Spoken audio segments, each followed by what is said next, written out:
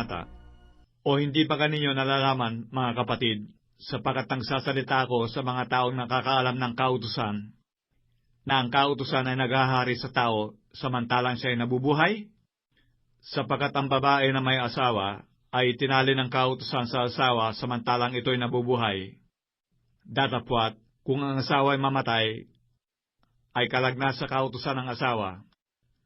Kaya nga kung samantalang nabubuhay ang asawa, siya'y nakikisama sa ibang lalaki, siya'y tatawagin mga ngalunya. Datapwat, kung mamatay ang asawa, ay laya na siya sa kautusan. Ano pat siya hindi na mga ngalunya, bagaman siya'y nakisama sa ibang lalaki. Gayun din naman, mga kapatid ko, kayo nangamatay rin sa kautusan sa pamamagitan ng katawan ni Kristo, upang kayo makisama sa iba, sa makatwid bagay doon sa nabuhay na maguli, upang tayo magsipagbunga sa Diyos. Sapagkat nang tayo nangasalaman, ang mga pitang salarin sa pawang sa pamamagitan ng kautusan, ay nagsigawa sa ating mga sangkap upang magsipagbunga sa kamatayan. Datapwat ngayon, tayo nangaligtas sa kautusan, yamang tayo nangamatay doon sa nakatali sa atin. Ano pat nagsisipaglingkod na tayo sa panibagong espiritu, at hindi sa karatihan ng sulat. Ano nga ang ating sasabihin? Ang kautusan bagay kasalanan? Huwag nawang mangyari. Datapwat, hindi ko sana nakilala ang kasalanan, kundi sa pamamagitan ng kautusan. Sapagkat hindi ko sana nakilala ang kasakiman, kung hindi sinasabi ng kautusan, huwag kang mananakim. Datapwat, ang kasalanan, nang makasumpong ng pagkakataon, ay gumawa sa akin sa pamamagitan ng utos ng sari-saring kasakiman. Sapagkat kung walang kautusan, ang kasalanan ay patay. At ang isang panahon ako'y nabubuhay na walang kautusan, datapwat, nang dumating ang utos, ay muling nabuhay ang kasalanan at ako'y namatay.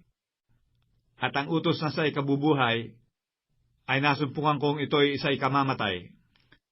Sapagkat ang kasalanan, nang makasumpong ng pagkakataon, ay dinaya ako sa pamamagitan ng utos, at sa pamamagitan nito ay pinatay ako.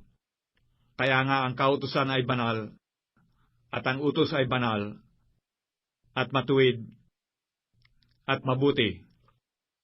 Ang mabuti nga baga ay naging kamatayan sa akin? Huwag nawang mangyari, kundi ang kasalanan upang maipakilalang kasalanan. Sa pamamagitan ng mabuti ay gumawa sa akin ng kamatayan, na sa pamamagitan ng utos, ang kasalanan ay maging lalong sala. Sapagkat nalalaman natin na ang kautos ay sa Espiritu, ngunit ako'y sa laman, na ipinagbili sa ilalim ng kasalanan, sapagkat ang ginagawa ko ay hindi ko nalalaman, sapagkat ang hindi ko ibig, ang ginagawa ko, datapwat ang kinapupuotan ko, yaon ang ginagawa ko. Ngunit kung ang hindi ko ibig, ang siyang ginagawa ko, ay sumasang-ayon ako na mabuti ang kautusan. Kaya ngayon hindi ako ang gumagawa nito, kundi ang kasalanang tumitira sa akin. Sapagkat nalalaman ko na sa akin, sa makatwid ay sa akin laman, ay hindi tumitira ng anumang bagay na mabuti, sapagkat ang pagnanasa ay nasa akin.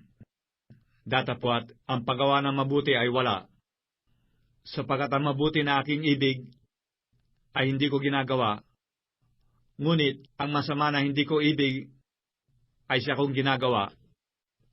Datapwat, kung ang hindi ko ibig ay siya kong ginagawa, ay hindi na ako ang gumagawa nito, kundi ang kasalanang tumitira sa akin.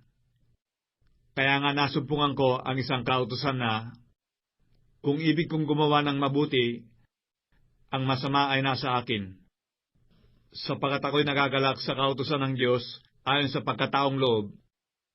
Datapwat, nakikita ko ang ibang kautusan sa aking mga sangkap na nakikipagbaka laban sa kautusan ng aking pag-iisip. at dinadala akong bihag sa ilalim ng kautusan ng kasalanan na nasa aking mga sangkap. Abang tao ako, sino magliligtas sa akin sa katawan nitong kamatayan? Nagpapasalamat ako sa Diyos sa pamamagitan ni Jesucristo na Panginoon natin. Kaya nga tunay kong ipinaglilingkod ang aking pag-iisip sa kautusan ng Diyos.